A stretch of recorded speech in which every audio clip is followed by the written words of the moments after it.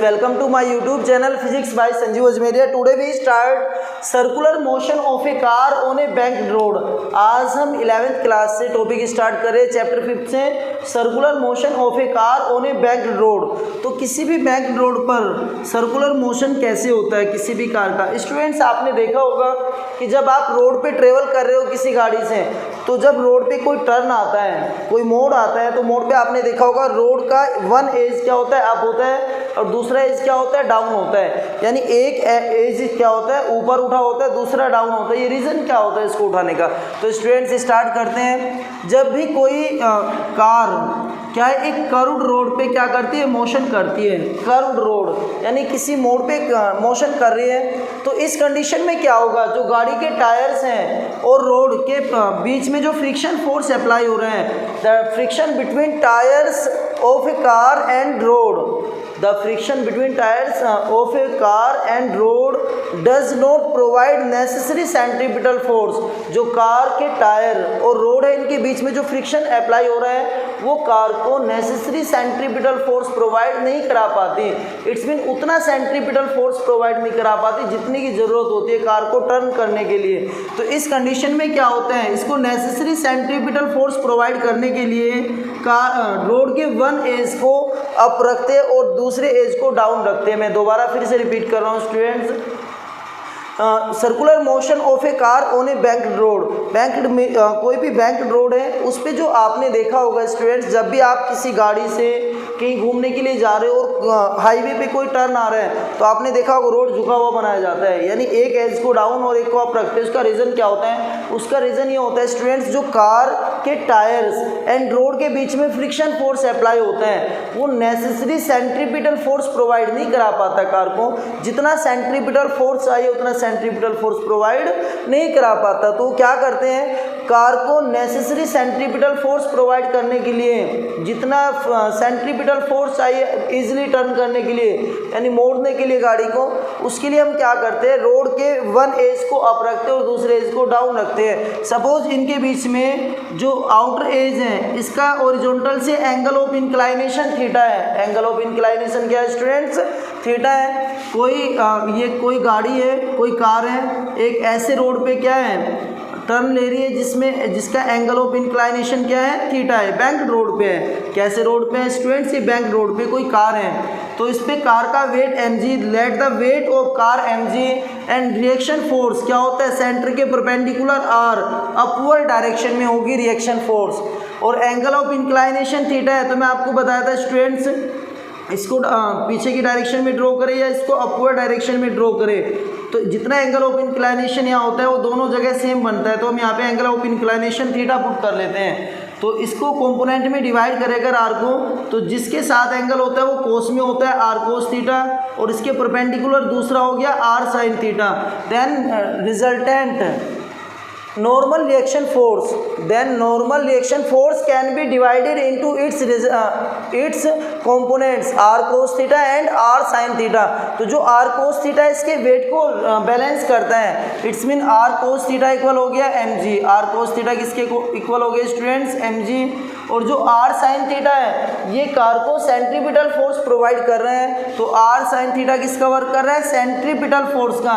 And centripetal force आपने पढ़ा है students mv square upon R. Velocity अगर कार की v है और इस रोड की जो रेडियस है वो क्या है, r है। जो सर्कल मोड पे जो रेडियस है उसकी रेडियस r है। तो r sin थीटा इक्वल हो गया mv square upon are.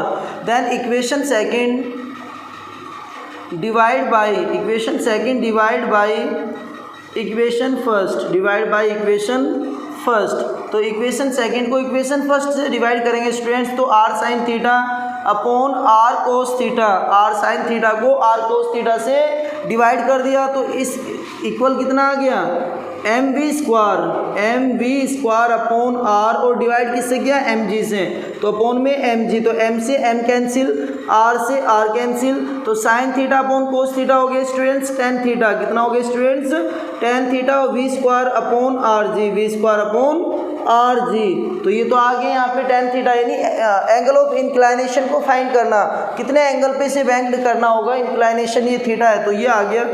If and आपने पढ़ा है स्टूडेंट्स टेन थीटा इक्वल होता है mu S, tan theta equal क्या होता है म्यू एस। तो अगर ये वैल्यू हम यहाँ पे पुट करें तो म्यू एस इक्वल आ जाएगा V square upon R G, और वी स्क्वायर इक्वल हो गया students mu S R G. तो ये मैक्सिमम वेलोसिटी आ गई V equal mu S R G. ये क्या आ गई कार की मैक्सिमम वेलोसिटी।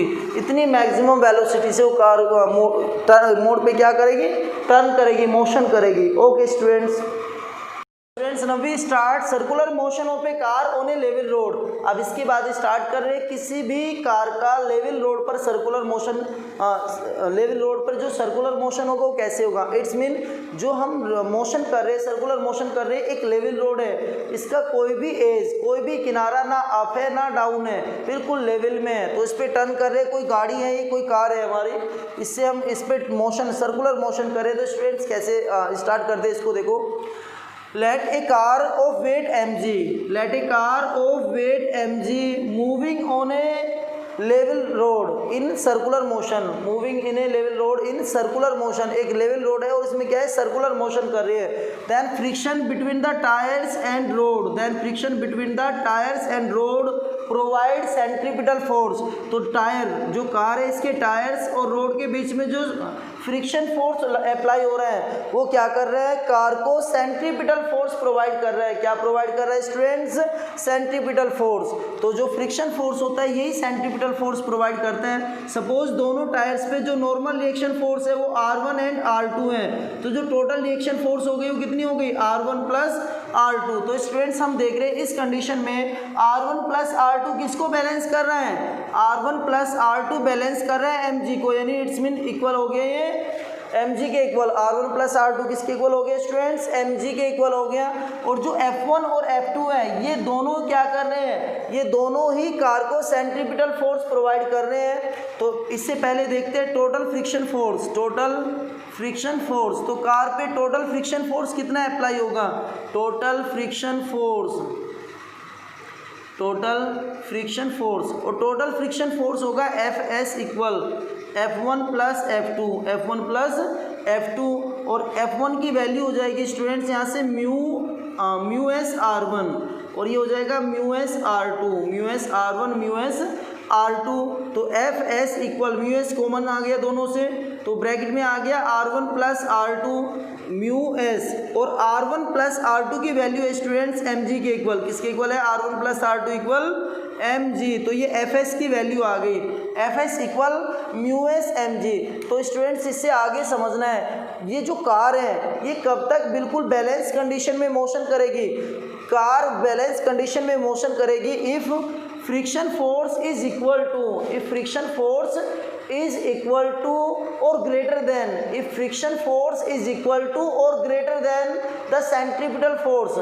जब फ्रिक्शन फोर्स की वैल्यू क्या होगी, इक्वल होगी और ग्रेटर देन होगी to centripetal force, then it stay on road, it stay on road. अगर फ्रिक्शन फोर्स Fs क्या है स्टूडेंट्स, ये ग्रेटर देन है और क्या है, Fs ग्रेटर देन है और इक्वल है किससे, सेंट्रीपिटल फोर्स से। और सेंट्रीपिटल फोर्स कितना हो गया, mv स्क्वायर अपॉन r। इसका मास m, वेलोसिटी v, और इसकी जो सर्कुलर पाथ की रेडियस है वो कितनी है, r है। तो इस पर जो सेंट्रीपिटल फोर्स होगा वो कितना होगा, mv स्क्वायर अपॉन r। अगर फ्रिक्शन फोर्स की वैल्यू क्या है, ग्रेटर देन और इक्वल है किससे, सेंट्रीपिटल फोर्स से, तो ये बैलेंस कंडीशन में मोशन करेगी, it's mean stay on road रहेगी।